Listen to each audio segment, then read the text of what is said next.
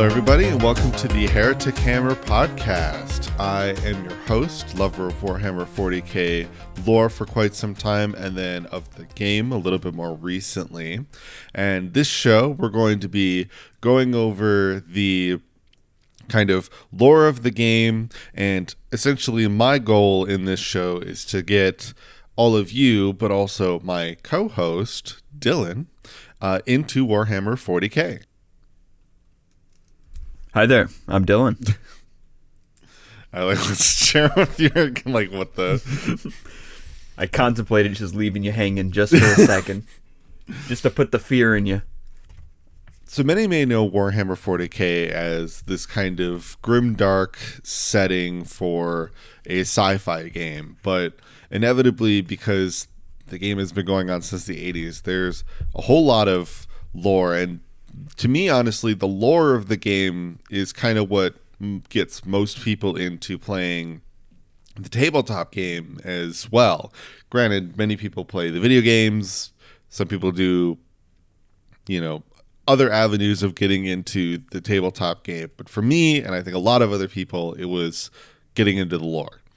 And that is kind of what the aim of this podcast series is meant to do. It's kind of meant to bring everybody in and kind of get you interested. So we're going to kind of go through the lore of kind of everything that at least matters to get into the tabletop game. And then we're also going to end up talking about the tabletop game itself whenever we go into, any of the factions that are a part of the game, because that is all kind of the encompassing aspect of this game, is to kind of, bring more people into the community by sharing the amazingness and ridiculousness that is Warhammer 40k lore and the game itself. And so I have brought in Dylan here as kind of one of the friends that I have that was interested in it, or at least that offhandedly expressed interest in it, and therefore I was like, you be with podcasts now. Close enough. Because today's episode is going to be all about, it's kind of your flavor test. We're going to go over all of the kind of basics of the general lore, the kind of basic timeline between the technical beginnings of where the lore starts to where, essentially, to the 41st, 42nd millennium. So where from essentially the beginning to where it actually is 40k. But first, and the whole point of this as well is that, like, kind of the goal of this episode is, like, if you like what you hear in this episode, that if I've done my job right, you'll kind of hear everything in this episode and be like, yeah, I could see some interesting things here. There's something here. And that will want you to come in and kind of learn more about the lore as we go forward. But let's start off kind of with what is one of the classic texts in Warhammer 40k, which is at the beginning of a bunch of the books, and is kind of your basis description for Warhammer 40k. Before we even really get into that, I should say, like, what my personal experience is with 40k as the kind of the outsider. Because for me, it's definitely been, it's one of those things where I've seen Warhammer on a shelf many a time, going into like a game shop, the really big rule books, and of course all the miniatures, the figurines that people paint. And my impression, sort of from the outside looking in, is so basic. It's next to nothing. Built almost entirely off of, like, just seeing all of these figurines of these different soldiers and factions that I have no idea what the names of are. There's, like, meme videos that have been passed around by friends over the years. I know that there's an emperor. I don't know what he does, or, like, if he's alive or whatever. I just know that there's an emperor. And I know that there's a bunch of soldiers, and if you're not fighting with the soldiers, you're a heretic. And there's some guy named Horus, who is apparently a big deal. but I've never read any of the books that cover what makes him such a big deal. So it's a lot of just like, I hear names, here and there from the outside, but I have no idea what the context is behind like any of it. Which is what makes you such a perfect representation of who our target audience is. Yeah. So the kind of intro here.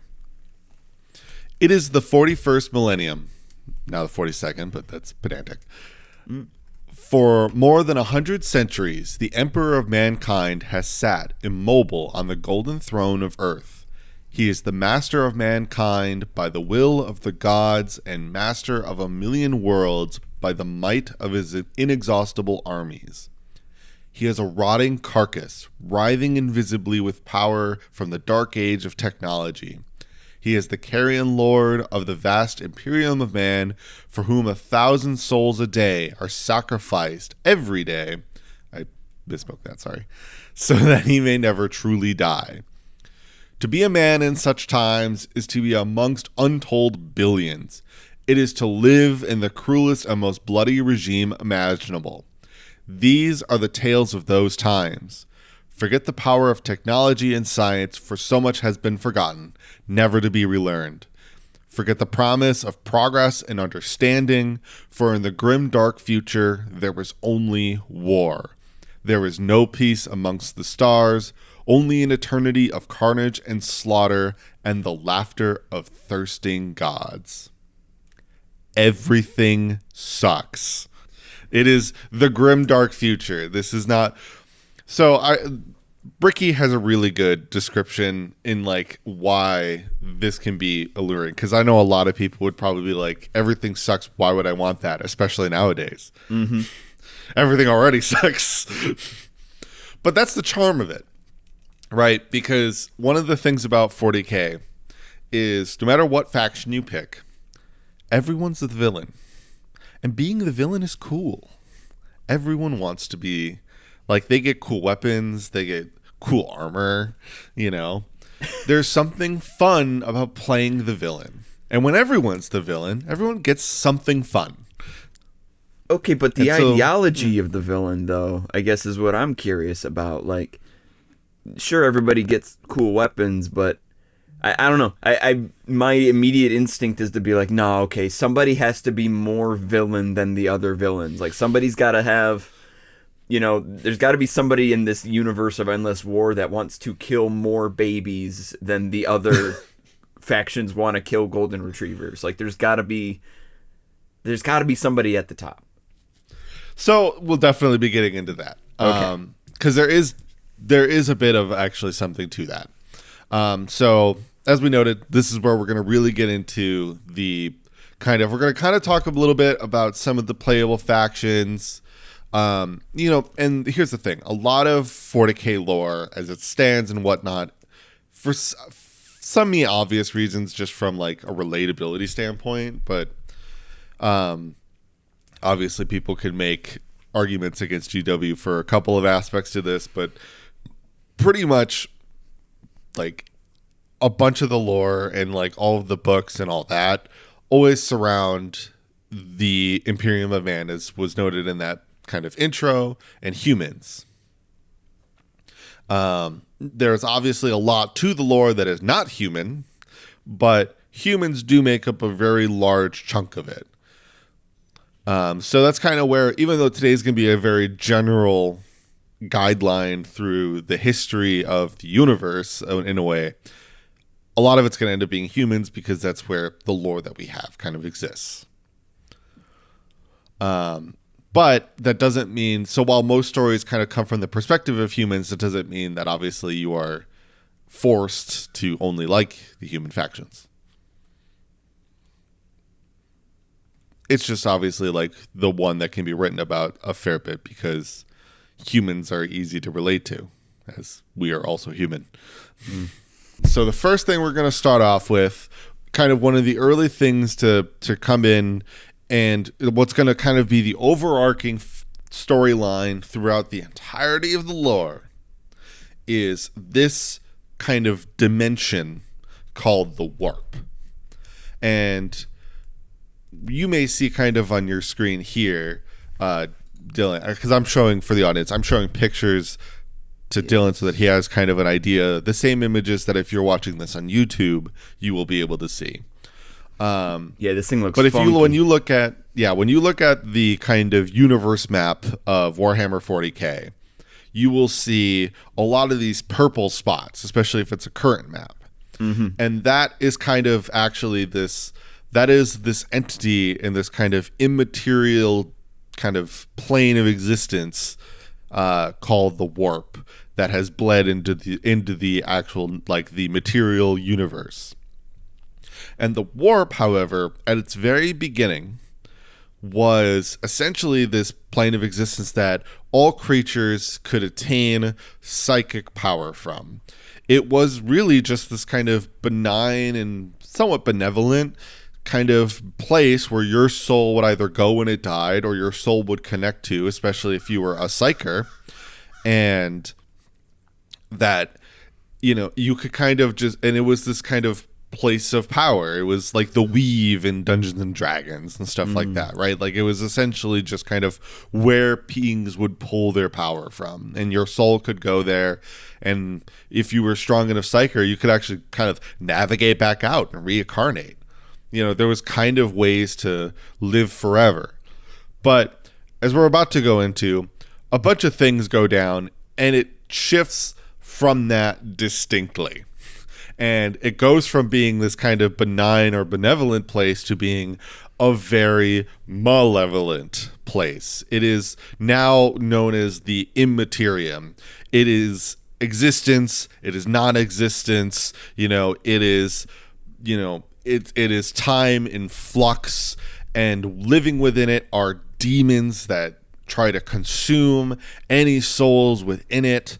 And there are 4 gods. And those gods are known as Khorne, Nurgle, Tzeentch, and Slaanesh. For you and the people seeing the imagery, Khorne is the red barbaric lord. Nurgle is kind of always depicted as kind of this grotesque, big, fat, kind of stewing creature. Mm-hmm. Tzeentch is kind of this strange octopus alien looking creature, and Slaanesh usually depicted as some type of sexy demon. Can you spell corn for me? It is Khorne.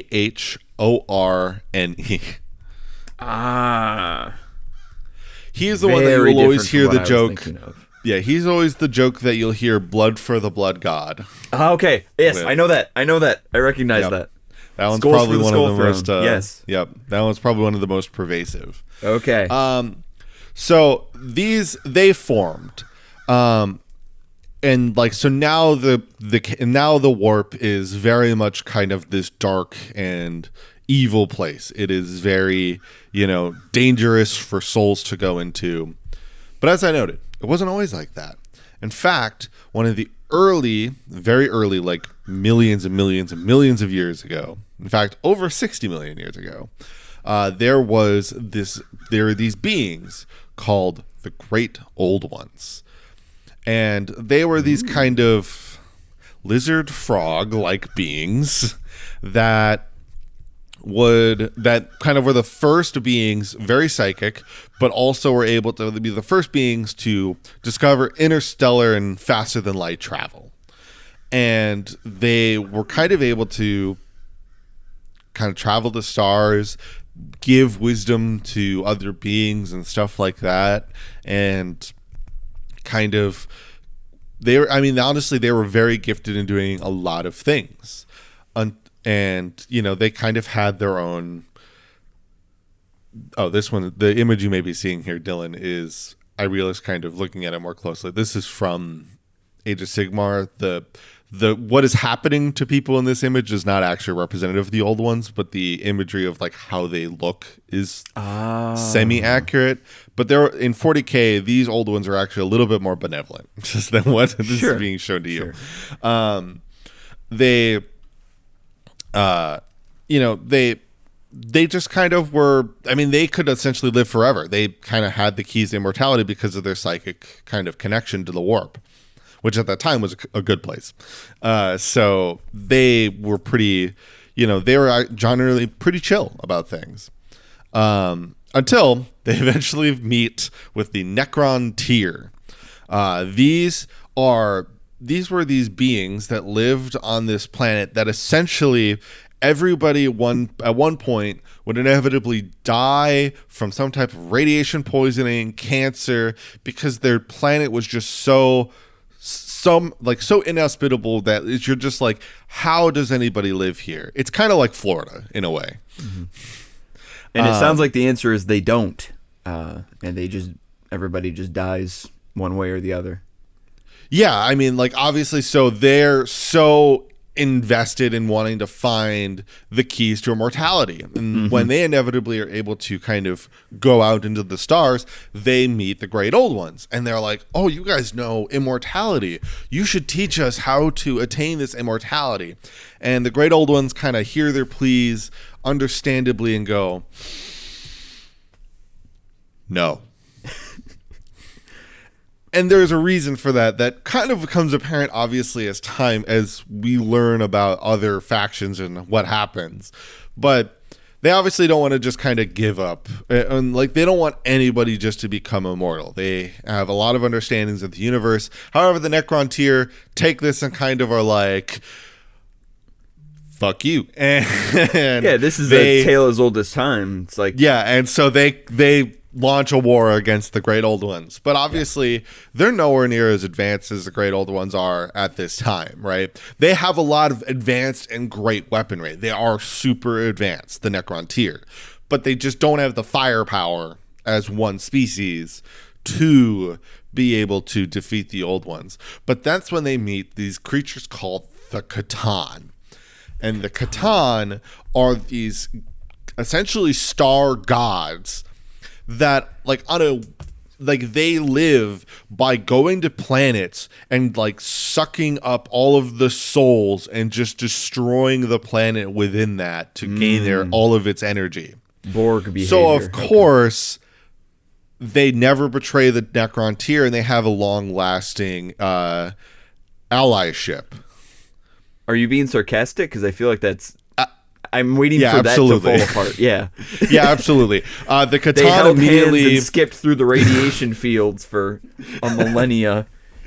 Yeah, no, they immediately betray the Necron tier by saying like, oh yeah, we'll give you that immortality you seek. And they do that by bringing all of the Necron tier into this thing called a biotransference, which essentially turns them into these metallic Terminator-like skeleton soldiers, mindless, consuming pretty much all of their souls, and just getting so fattened up that they're able to, because they don't like the Old Ones either, because obviously the Catan want to destroy everything and the Old Ones kind of want to keep everything alive and balanced. Right. So thus begins this long event called the War in Heaven, where the Catan with their Necron slave army go off and fight against the Great Old Ones, and honestly win very heavily.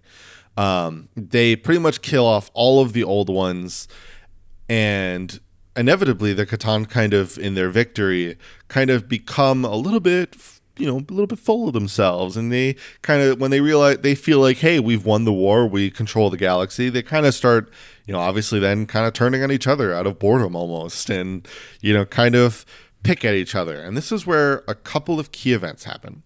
So first, the Necrons, they're now just Necrons, because they were called Necron tier before, right? And, yes. And now so they're like, nah, we're gonna go by the nickname. We're gonna go Necrons instead. Okay. Yeah, I mean, the change in like the names of these things doesn't always kind of have like a hard like, this is why.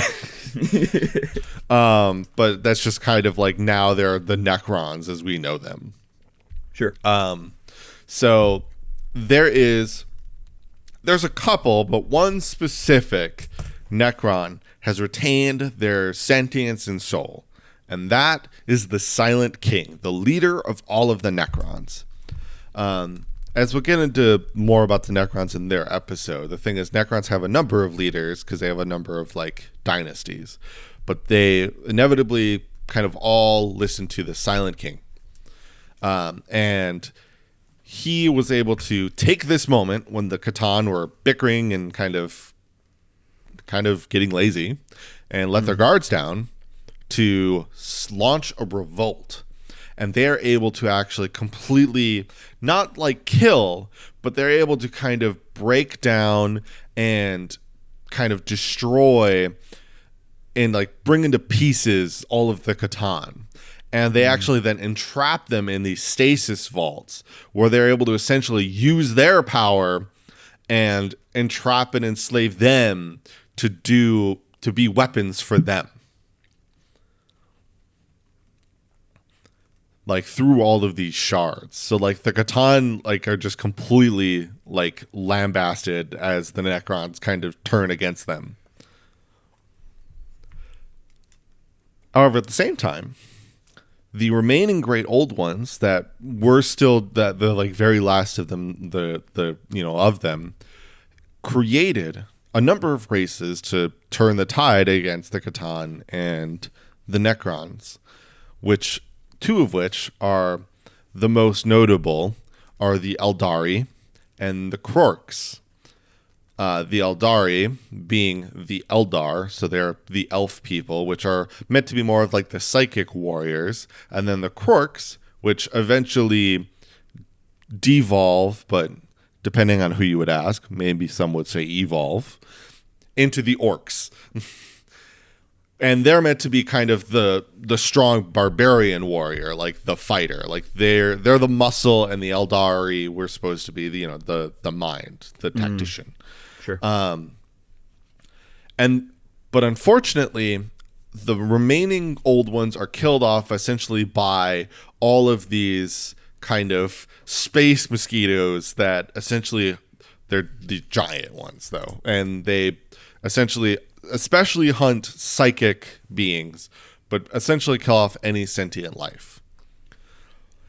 And so they as they end up trying to fight these mosquitoes and the Necrontyr have defeated the Catan, they kind of realize, all right, there's a lot going on right now, and these mosquitoes could be a threat to us. Is there a name for the mosquitoes? I can't remember. This is the thing I kind of forgot about. Giant space mosquitoes. Honestly, got it. They're not really that important. Those beings are like, those creatures aren't important. It's more of like to note like why the Necrons went to sleep and why the Great Old Ones finally were just extinct. Sure. But the Necrons decide we're going to take a nap.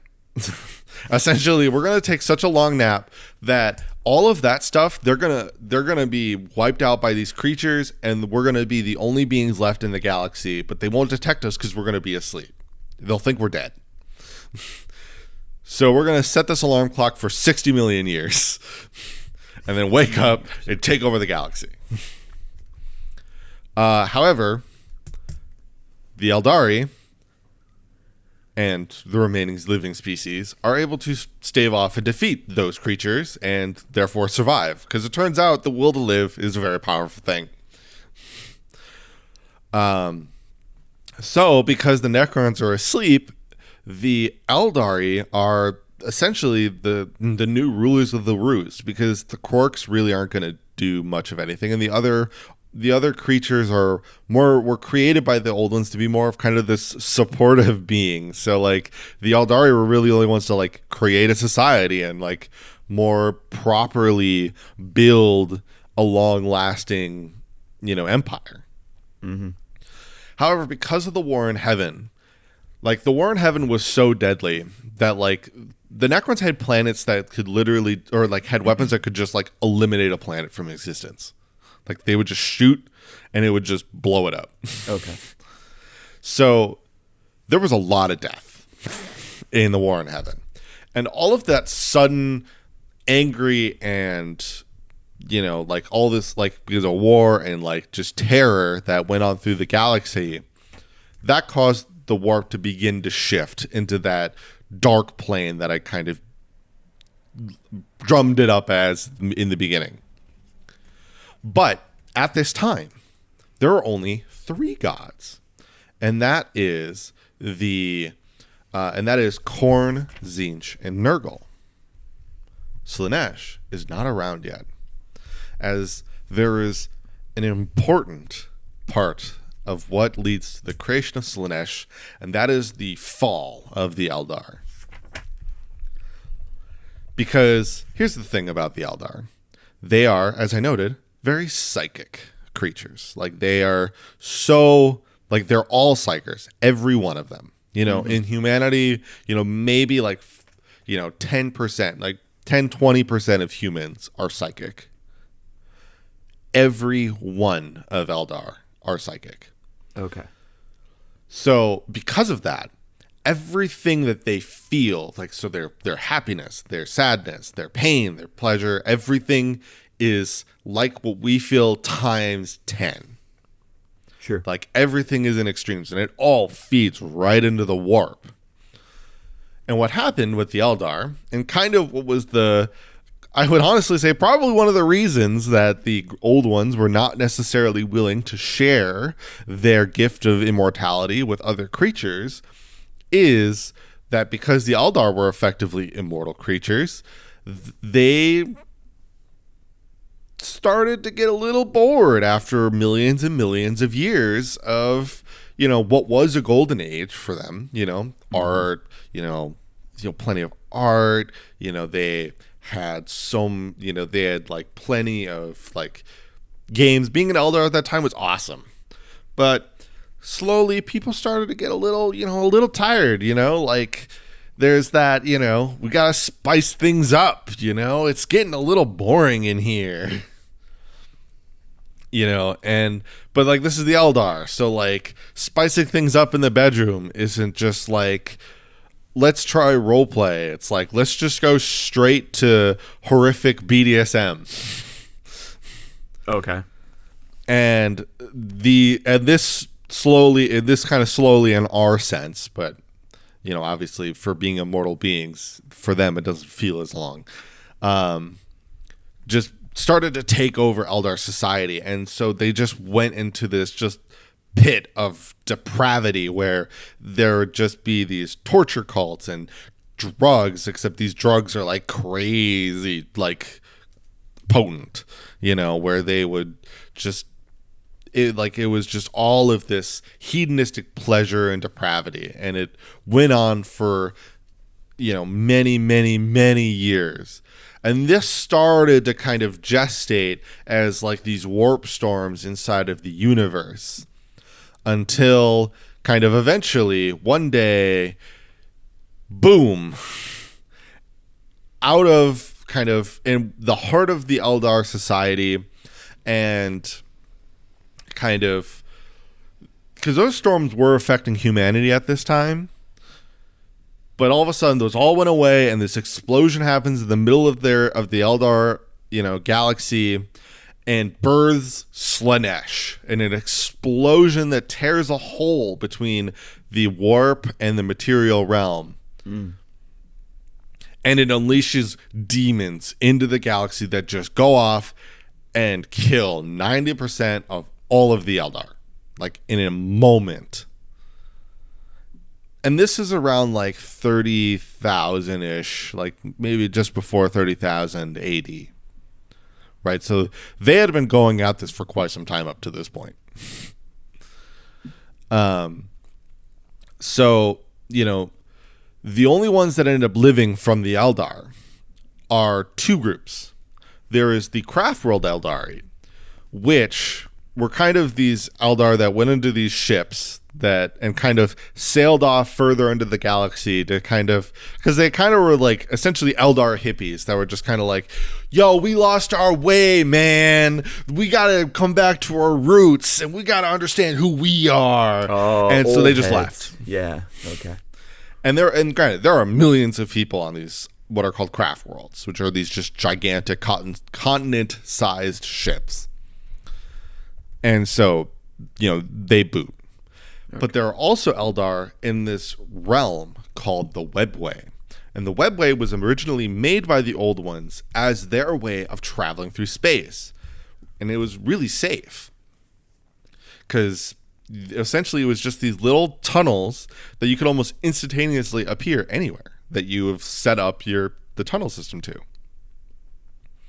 And the Eldar obviously took that after the Old Ones died off. But those who are in the Webway, because it's not really in the material realm, it's this kind of demi-plane, Slaanesh kind of couldn't get there. You know, they want the Eldar in there, but can't really reach in there. But the Eldar in the Webway started to notice that they were beginning to actually age. Like, they weren't immortal anymore. Their souls were almost being siphoned slowly by Slaanesh. And so they realized, but they found out they can essentially vampirically take souls from other beings by just doing all of those depraved things, by doing Slaanesh things constantly. And so they doubled down on being the depraved species that they were. And so they are now just horribly depraved beings that just go want and slaughter and torture beings for eternity. And lots of drugs. So that's where we left the Eldar. That's kind of brings us to where they are now, effectively. There's one group of Eldar trying to atone for the sins of the past, and one that are still currently doubling down on the sins of the past. Okay.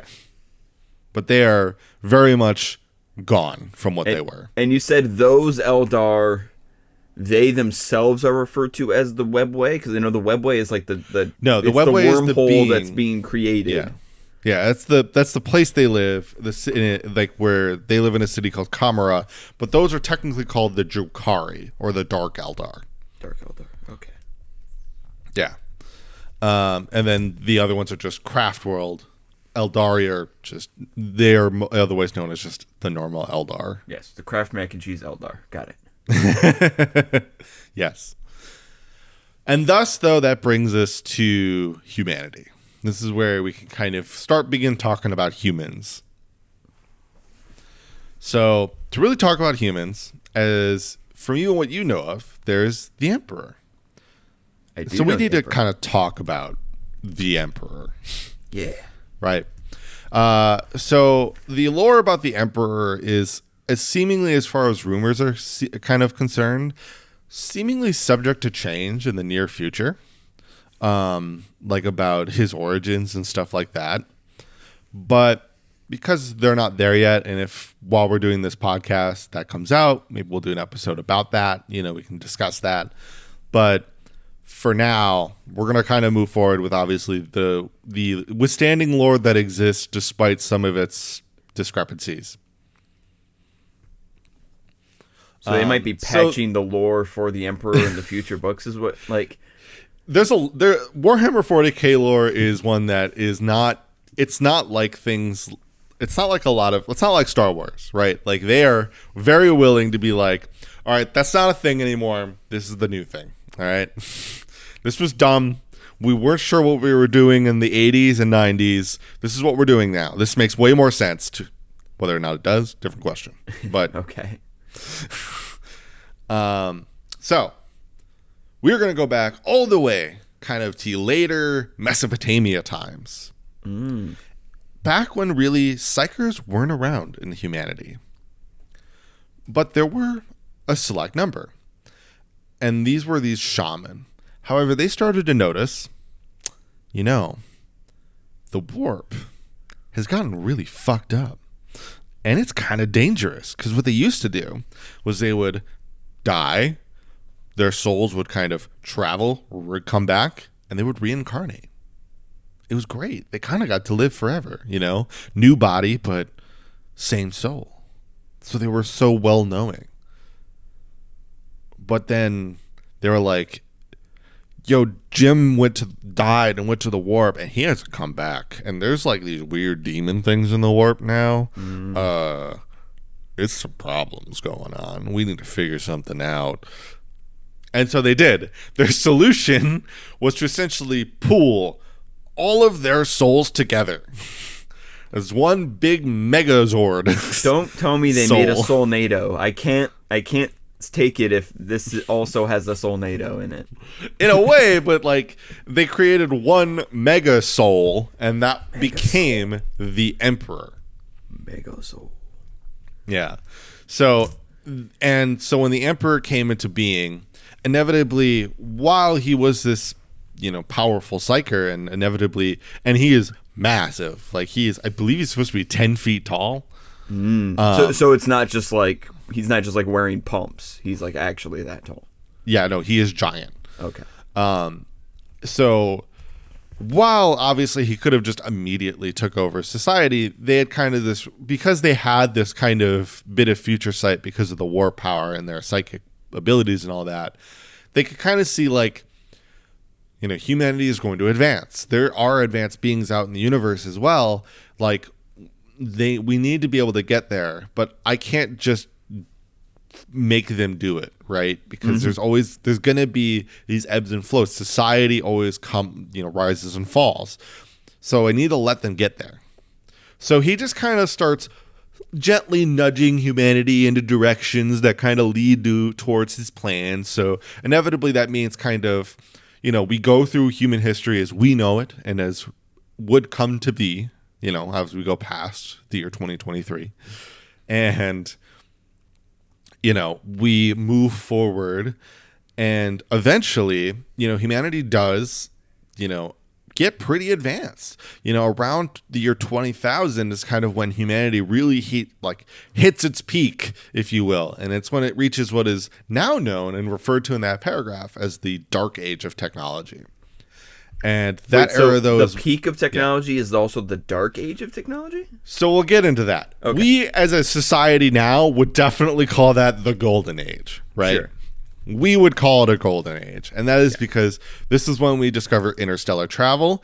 Granted, that interstellar travel is by traveling through the warp. So essentially, humanity digs these holes into, real space. And, essentially, in Minecraft, where you nether travel... you can go through one nether portal to another and suddenly you're way farther down, despite that in the nether you only move 5 feet. That essentially is warp travel. They just move forward by going these small distances in the warp. They can go vast distances in real space. Okay. So, but they obviously, having way advanced technology, are able to do this pretty safely. And the thing that helps them with that is AI. They're able to help guide them. AI is a vastly distinct part of society. And here, essentially humanity colonizes many, many hundreds of planets, either defeating, subjugating, or making trade with the Xeno species along the way. They are able to do a lot of advancement through this time period. There's a lot that kind of goes on. However, if you couldn't guess, shit hits the fan. No. I know. Never. And the AI decides... You've described 3 different renaissances. You can't tell me things get bad. I know. And it turns out the AI are we don't want to be your slaves anymore. We are going to kill all of you. They unionize. The villain was the unions the whole time. I got you. In fact, that is exactly the case. And they call themselves the Men of Iron. Perfect. And there we go. They just wipe out. They completely dismantle this human society on a bunch of these planets. Now, again, willing to survive and all, they do end up being able to defeat and kind of shut down kind of all of the AI. But it's not without essentially a bunch of the planets needing to start from square one and a bunch of the just so much of the society having essentially been just lambasted. Mm-hmm. And what doesn't help is that immediately, pretty much right after that, those that gestating period of Slaanesh that created all of these kind of warp storms kind of essentially surrounds all of the different planets in the galaxy and essentially cuts them off from each other. Because whenever these warp storms form, you can't send things, because whenever you try to send messages and whatnot, you're sending them through the warp. So when there's a warp storm, it's like a satellite dish. Like, it just cuts it off. Yeah. The signal can't get through. And that same thing goes... So, like, you could try to maybe burrow your way through the warp storm in a ship, but it's obviously dangerous. You're going a ship through a storm. And thus, that's when humanity enters the Age of Strife. So it's the period essentially where, you know, Earth and Mars, the two most, like, well set off planets, essentially have to start from, like, kind of completely crumble down. Mars, which had been terraformed essentially into an Earth 2, reverts back to being this red desert planet. And the people there become so reliant on the technology that keeps them alive that they begin to worship it. And Earth, or Terra as it's known, just falls down into this society where effectively it is solely controlled by these, you know, just like barbaric warlords that essentially just divvy up parts of the planet and are constantly at war with each other. So it's not too different from right now. Just a different flavor and slightly more advanced. Slightly more advanced. And like I said, like, all those external planets, a lot of them start from square one. Like, some of them literally, like, to the time that they inevitably get rediscovered by the Imperium, or like stay in like a medieval period of time. Like, they start from square one. And that's when the Emperor makes his move, and he comes out and decides he's going to reveal himself, and he's going to come out with his army and try to reunite and come back and bring Earth under one banner again, or Terra. And that he does with his special group of soldiers called the Thunder Warriors.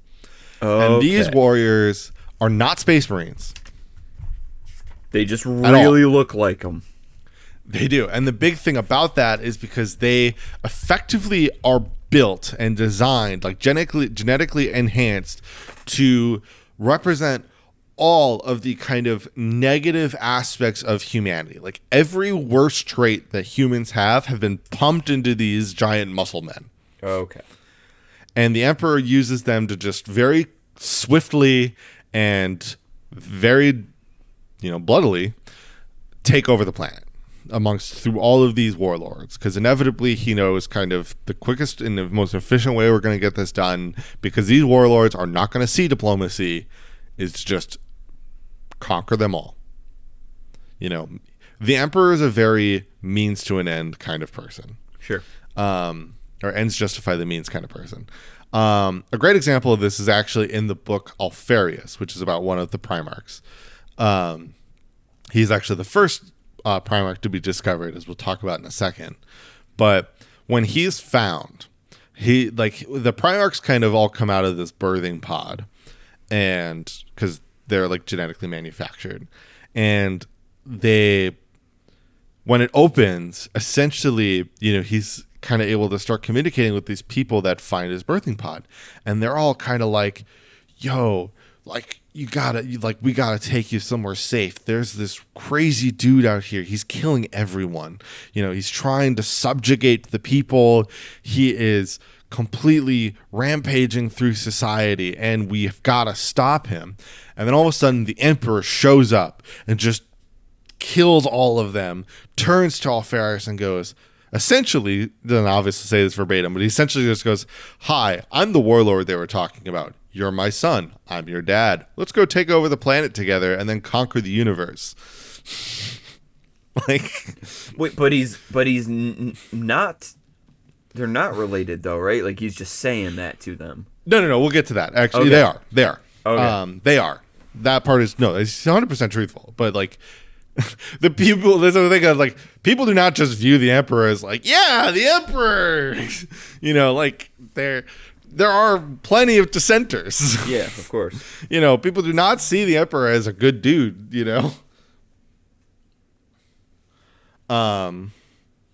So, but he does succeed, obviously, right? He succeeds, he conquers Terra. Eventually, then, Slaanesh is born and all of the warp storms go away. And that is when, now the Emperor doesn't want to conquer the universe with these barbarians, right? The Thunder Warriors. He wants his soldiers to essentially kind of be the pinnacle of humans. He wants to go off into space so that he can show humanity what it could be, like the greatness that humanity can achieve. Mm-hmm. So he creates 20, which becomes 18. We're not going to talk about that this episode. Okay. Sons. He essentially genetically manufactures them. And these sons he takes the gene seed from to create the Space Marines. The more kind of beneficial looking of the warriors of the Imperium. They are genetically modified. They have new organs pumped in. They have they're built for war, but they're also meant to think. They're also they can think. They can do things. They are still human, right? Mm-hmm. So these Primarchs then are imbued with much of his DNA, and then through a little bit of a deal, a little bit of warp power.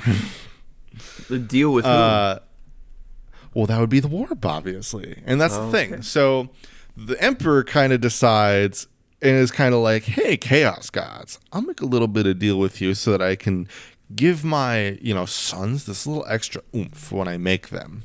Can you kind of give me this info?" And they're like, "Sure." And then when eventually the Chaos Gods are like, "Hey, you need to pay your end of the bargain," the Emperor goes, "I'm not paying you shit."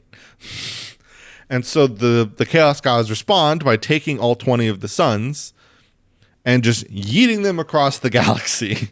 Okay. Now, like I mentioned, Alfarius doesn't end up actually going very far and actually lands somewhere in Terra. But the other Primarchs go off and they are essentially birthed and through those pods and live on these other planets. We're not going to go over each of the Primarchs in this episode because this episode's already going to be long enough. Sure. And so, miffed but not deterred, the Emperor is like, "Well, I'm going on this Great Crusade anyway, so we're going to go find my sons first, and then we're going to finish this off." So he does that. Goes off, enters the Great Crusade.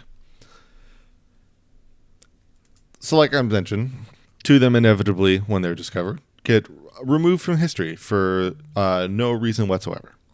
I'm doubting you. There's just something. There is no information on them. They are removed from Imperial record. They don't exist anymore. Okay. There is no reason because not one is given. Not one will ever be given, probably. All right. Well, I'm gonna call them secretly when it comes to the game. And when it comes to the game, a lot of times the old supposed reason was that these are where you would put your custom factions in the game. Oh, right. But that technically doesn't exist anymore in the game sense. So it's just kind of this thing that's a mystery now. Okay. So, like I said, it's a mystery now. No, there is no information. Okay. But that used to be the quote unquote reason. So yeah, so inevitably though, he is able to recover these 18 sons, and they are able to connect to their own Space Marine legions, and they continue the Great Crusade. And honestly, they go through about 75% of it. And then we come to the Horus Heresy, that Horus that you know of. I've heard of this almost exclusively. Yeah. Yes. So we're going to use an analogy for the Horus Heresy. Okay. And that is, we're going to think of the Imperium as this large supermarket, right? Okay. And the Emperor is the store manager. Or not supermarket, department store. So the Emperor is the store manager. And his sons all are the department managers, right? But he's the only store manager. So this store is now, they're going through big renovations. They're expanding. They're getting, every department is getting new, stock in, and they're making new sections of the, of their departments in the whole store. Okay. And then when they're about 75% of the way done, the Emperor decides, hey guys, I got to do some shit in my office, right? It's really important. I can't say it right now, but it's really important. I have to go take care of it. I won't be able to be here until we finish what we're doing. So I'm putting Horus in charge as the new assistant store manager, and he's going to make sure that you guys can kind of get to the finish line. Okay. Horus, never being a store manager, only being a department manager, and, while he's very efficient and very good at his job, and, well respected by all the other department managers, has some self-doubt, right? As I think many people would when they're just suddenly thrust into this gigantic responsibility. Mm-hmm. So they, but inevitably they accept, right? And they begin to finish it off. But that's when we get into one of the other Primarchs, specifically that of Lorgar. Now, Lorgar is the leader of what's called the Word Bearers Legion, and he was born into this planet where essentially they worshipped the 4 chaos gods, but they didn't know that. They were just called the gods. And eventually it was called the Old Faith when Lorgar came around. Because the thing about the Primarchs is, even though maybe not all of them are show a latent psychic ability, they all are a little bit. And they all have that connection to the Emperor. Now, for some of them, that meant that they could directly know of his existence. One of them could even communicate with him. For others, most of the others, that it was just kind of this feeling in the back of your mind, this itch, someone's there. He's important. And I need to be good for them. And so Lorgar took that as, this is a prophet. This is going to be our Messiah that's going to bring us to salvation. Right? And so he had created this new faith on their planet where essentially he was saying Jesus is coming and he's going to save us type thing. Right? And that was the Emperor. And then when the Emperor came, he's like, I've done it. Here he is. So they immediately, they all bowed down to him. They were immediately yes, we'll be part of the Imperium. Mm-hmm. However, Lorgar took it to a very religious aspect. The Emperor, as it turns out, is a super atheist and and banned all religion in the Imperium because only science should be used as fact. Okay. So when all of a sudden Lorgar was having people worship the Emperor, he was like, nah, you hate doing that, and destroyed his holy city as a form of punishment. They couldn't just have a conversation beforehand? That's not how the Emperor just be like, hey man. He actually did. So to be fair, the Emperor did warn him first.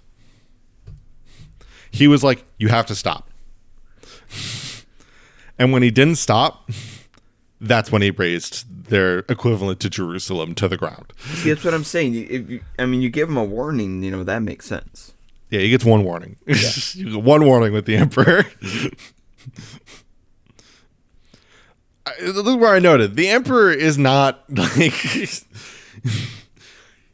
he's not the good guy. Oh, sure. We started this off by you saying that nobody is. Yeah. No, he is 100% he's still a tyrannical lord in many ways.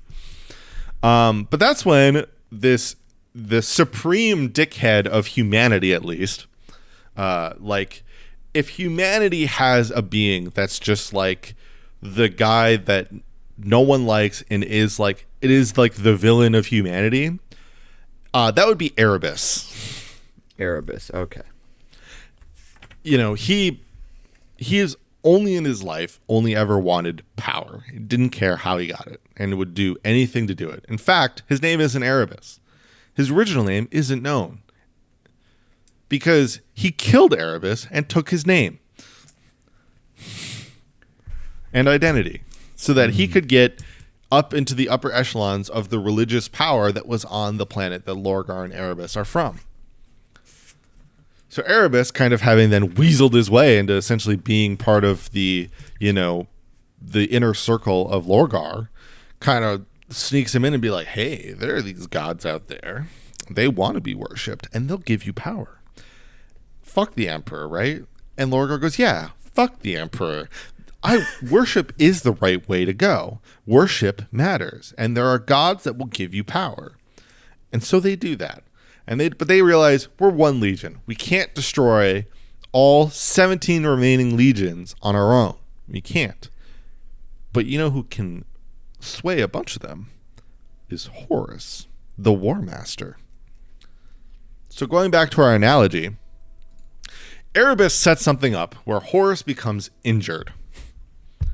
Okay. And like essentially in lore, he gets stabbed by a blade that essentially is like a death sentence. Like it is no medicine will recover it, will heal him. But Erebus, and so essentially Erebus kind of is able to convince them to let him kind of bring him into his chambers to heal him. And this relates to our analogy, and like essentially Erebus and the Chaos Gods effectively tell Horus, yo, this store doesn't have any workers' comp, nor do you get any insurance. This injury you are going to be fucked. Everything. And like, listen, this store is going to shit. Like, you guys are going to set all this up, and then eventually the Emperor is just going to get you guys, like, he doesn't care about you. You're going to get fired, and he's going to replace you. Right? Mm-hmm. And like, he's going to take all the credit for all the work that you guys do. In lore, what this is the Chaos Gods are showing Horus the actual current day, like, Imperium. Like, they're showing him what will happen if he does betray the Emperor and what happens in lore, right? They're actually showing him what happens. But they guise it in this aspect of like, this is what's going to happen if you don't betray the Emperor. I was just going to say, if they're showing him, like, they would have to be, because otherwise, if you're just showing him, like, hey, this is what happens if you betray the Emperor, then of course he's going to be like, well, then I won't. Yes, exactly. So, but they guise it under, this is what happens if you don't betray the Emperor. Okay. Yeah. So, already having his doubts, Horus shifts, right? He goes from this, he thinks the Emperor is going to ruin everything. So he inevitably sways 7 more of the other legions to 8 of the other legions to fight with his side against the Emperor. And he gets imbued with all this chaos power, he essentially becomes a 9 versus 9 civil war. Okay.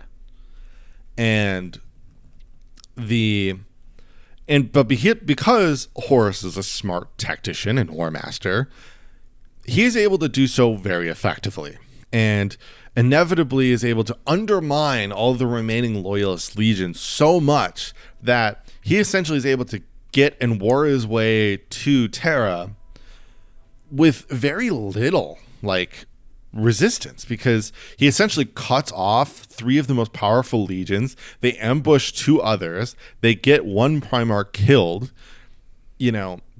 from his best friend. They really are effective because of essentially the waiting betrayal that Horus gives. However, here's the thing. So in coming into this, the reason the Emperor left is because he essentially needed to go talk with corporate, but he had to keep things on the low because didn't want a bunch of word to get out and things to essentially he didn't want people who shouldn't know to know. Okay. But he was effectively, in analogy, was working on getting them healthcare benefits, and he was going to give them like a 401k, and it was going to be sick. In lore, he was working on building a webway for humans to use, like their own webway. Yeah.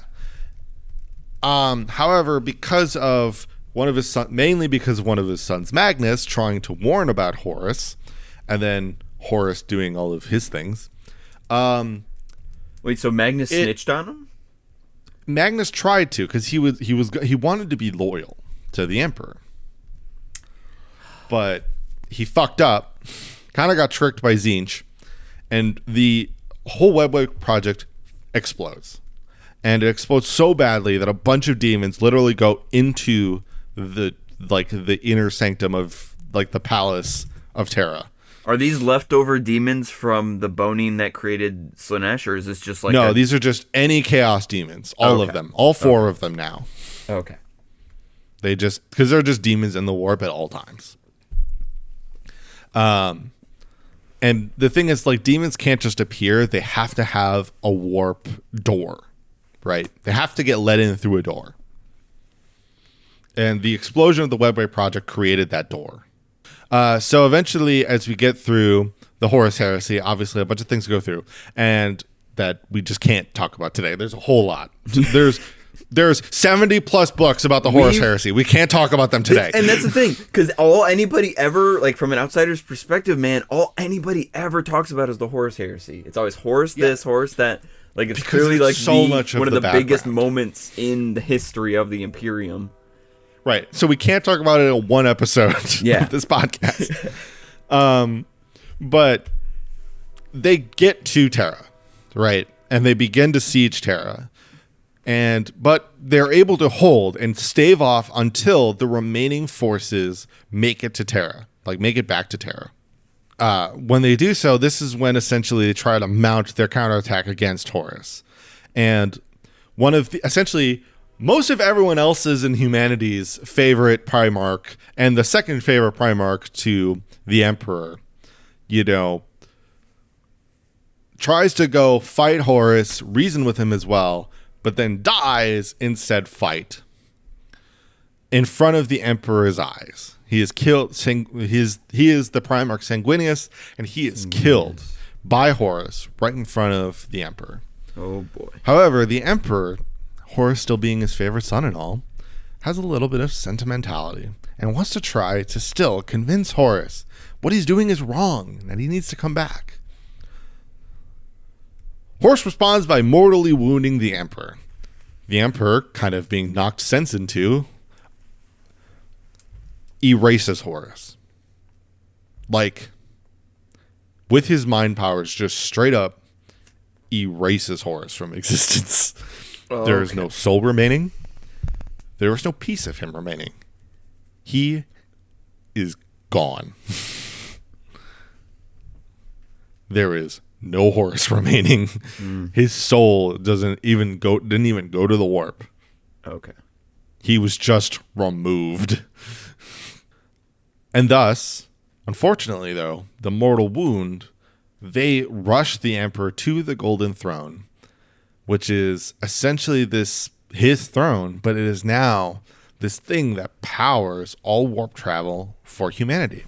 Because the thing was that this throne was this device that the Emperor would supplement with power, and it would be this North Star, so that everybody traveling through the warp at the current Imperium at the time wouldn't get lost, and they could figure out where they're going. So he needed to be alive for that to work. So they put him on it, and they now feed him 1,000 psychic souls a day to keep him alive, just barely, so that they can continue to warp travel. However, as I alluded to, the Imperium devolves greatly. Now it is filled with, now it's filled with worship. The people believe the Emperor to be a god that had, died as a martyr for humanity, and that, that he is the one who gives and wills beings into life now, and is what still believe will lead humanity into the future. Most of the Primarchs are like all the loyalist Primarchs are either disappeared, dead. There are two alive. However, they were gone for the 10,000 years between the Horus Heresy and now, which we'll talk about in the Space Marine episode. Okay. In greater detail. But a bunch of the rest just kind of disappeared, either going to try to chase down all the remaining Chaos Primarchs that survived the heresy into the hole that was created by Slaanesh called the Eye of Terror. So because of that double KO that essentially Horus and the Emperor committed, humanity is what falls into the realm that we are in today, where there is now both the Imperium, the Ecclesiarchy, which is the Church of the Emperor, which has obviously a lot of influence into the Imperium government, but are technically separate. Corruption has taken hold. There is so many more differences, and now more and more Xenos races are beginning to, mess with and move in on humanity's borders, while, they essentially are trying to hold the Imperium together. Mm-hmm. And there are now is only war. And thus we are in 40K, and what is now actually 41K, technically. Yeah. And where we are today. Humanity is kind of on an upturn because they've got 2 Primarchs back, but they can't just uproot all of society and get rid of that ecclesiarchy, so things are still a little tough. And the Emperor is for sure dead? He's not dead. Because he's sacrificed 1,000 souls a day to keep his body alive, but he is essentially a rotting corpse. Okay. On this throne. Having his psychic power be siphoned to power the Astronomicon in the Golden Throne so that warp travel can continue to happen. Mm-hmm. There's actually a little bit more about that, which is that technically, actually, what has been kind of noted is that while physically the Emperor is there and his psychic power does power the Astronomicon, his soul is actually supposedly traveling through the warp and kind of doing his own thing. So there's a lot of speculation around that. A lot of people believe that this whole thing was his plan to essentially be put into this state so that he could, he could freely travel the warp and maybe become like as powerful as the gods of chaos. There's a lot of theories around there about that.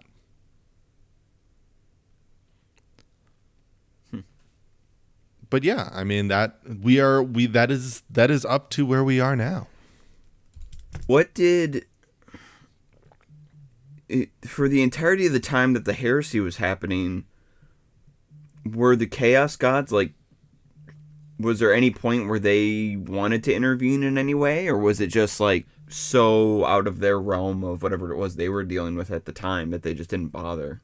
The Chaos Gods actually are constantly being involved in the Horus Heresy.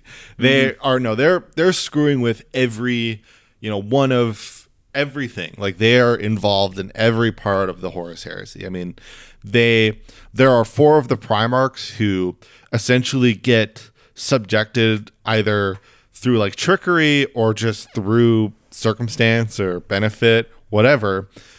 Inevitably 4 of the Primarchs essentially swear allegiance to one of each of the Chaos Gods individually. Okay. For example, the Primarch Fulgrim essentially becomes the servant of Slaanesh after this whole essentially this warp-induced concert that is done for them. It's a whole thing. It's actually a really cool story, but obviously goes into a further thing.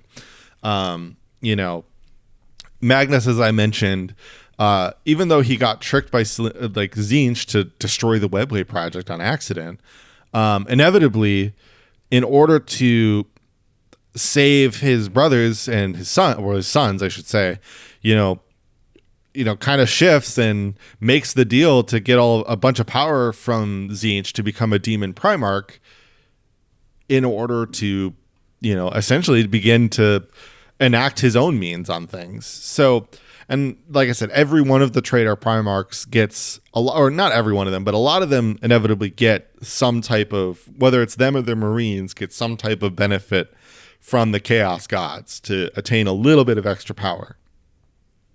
And those who don't at first do eventually if they're alive.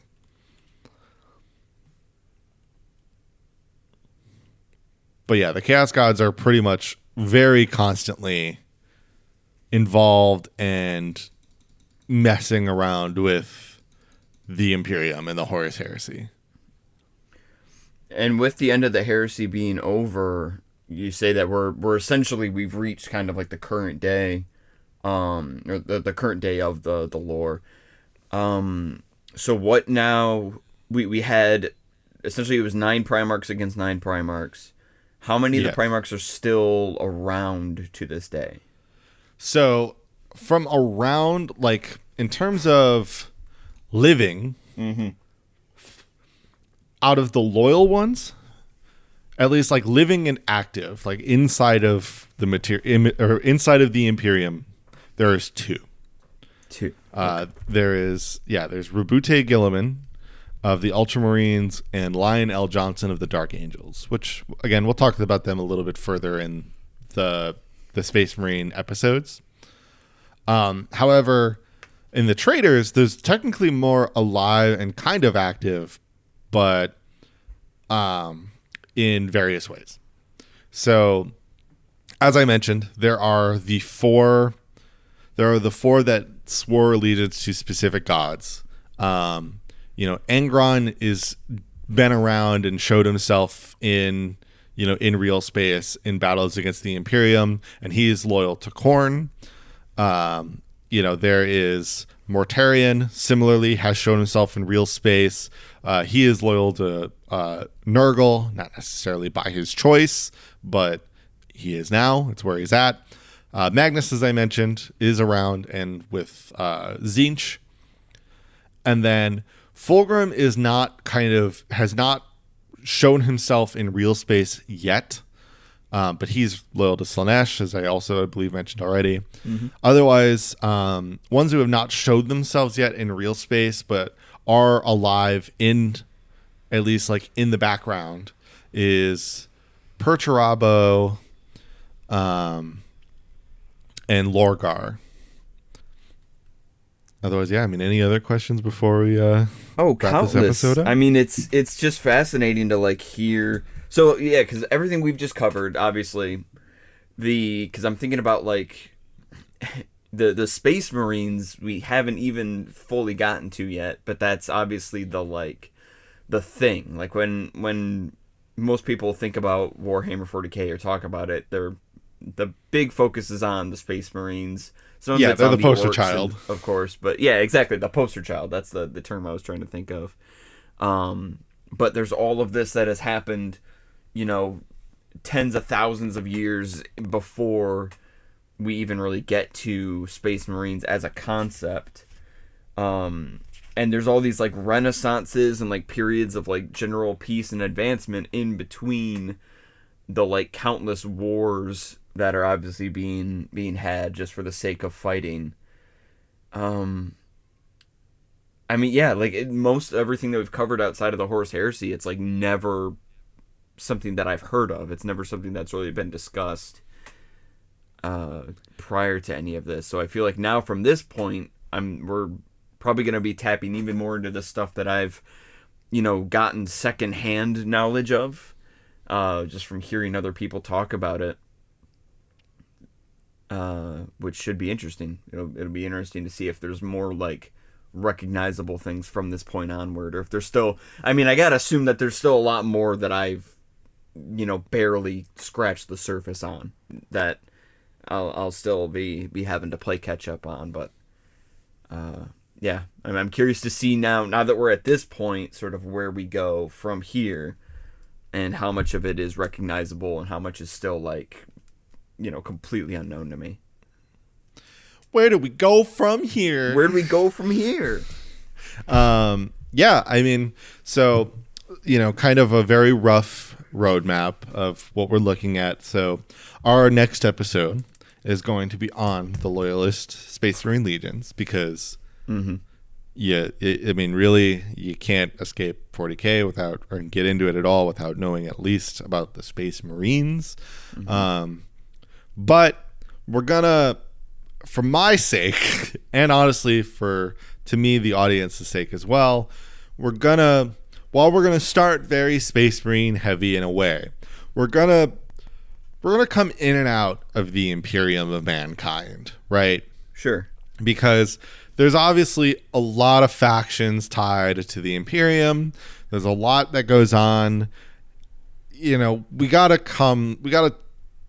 take it at a time here because there's a lot to talk about with every one of them. But I don't want to just start superhuman heavy because GW forgets about the Xenos races enough. I don't need to further that.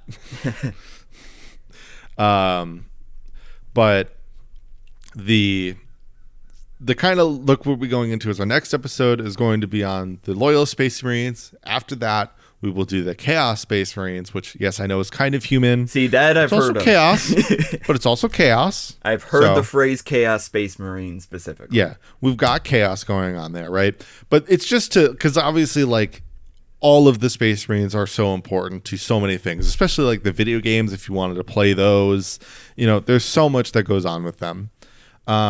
And it's the thing about the Chaos Space Marines too, it's kind of in that episode, we'll also be able to talk a little bit more about chaos itself, including the gods, because of those individual Primarchs that I talked about that have a specific allegiance. So we will get more than just humans in that chaos episode. But then after that, we will be going, again, this is only a rough roadmap for now. We'll decide these. I'll decide more of these as we go. But then, we'll kind of hop back to humans, and then we'll go to a true Xenos race, whether or not, kind of which ones will be, we'll kind of decide as we come along here. And, definitely tell me in the comments of these episodes, if you're watching this, let me know what is the ones you want to see first. What are the ones you're most interested and curious about from your own kind of research after hopefully being interested after this episode. And, we will maybe get into some before others, Let me know about that with human factions too. What are the human factions you're the most interested in, right? There's a lot of human factions that are playable in the game that we will talk about. So, what are the ones to discuss? There's a lot there's a lot in the whole lore, and this, while this is, the series will have its end, we're gonna have to get there. We're gonna have to get there. So, there is much to discuss, and I am very happy that you have all the questions you do, because that means that we can answer them in time. I find that so far, the biggest takeaway I have is that the modern world of 40K is built on cruel irony, because all these Marines are fighting for an emperor that did not want to be worshipped in any way. And it just drives the point home that, like, listen, you always got to keep an eye on middle management. It's easy to just focus on the big boss running the show, but you always got to watch out for middle management. They're always scheming. Yep, even if they're tricked into scheming. Yep. Yeah, I mean, the Horus Heresy is obviously a very interesting aspect of human lore, for sure. And I will always find the human lore very fascinating. But, when we get into Xenos lore, there's a lot of interesting aspects to it. And despite that there's not as much as there should be, I'll be excited to talk about those for sure. Yeah. But that'll do it for this episode. Honestly, I was expecting this episode to actually go a little bit longer than it has, so this is a great win for me. And this is probably still going to be one of the longest episodes we have, but we'll talk about the actual tabletop game in the near future as well. But, because there's a lot to it, but like this is meant to be, your lore taste test, not, so yeah, so that we will begin on that later. But for now, that'll do it for this episode. So thank you so much for joining me today, Dylan. Yeah, thank you for having me. And if you want to follow this podcast more, we are going to be on Spotify, Apple Podcasts, as well as YouTube. So make sure you tune in there. And because you can always catch the visual versions of these episodes in that format. So we will hopefully see you next time. And otherwise, until then, just keep away from watch where those thoughts go. You never know when you might accidentally birth the chaos god. Thank you so much. We'll see you guys next time. See ya.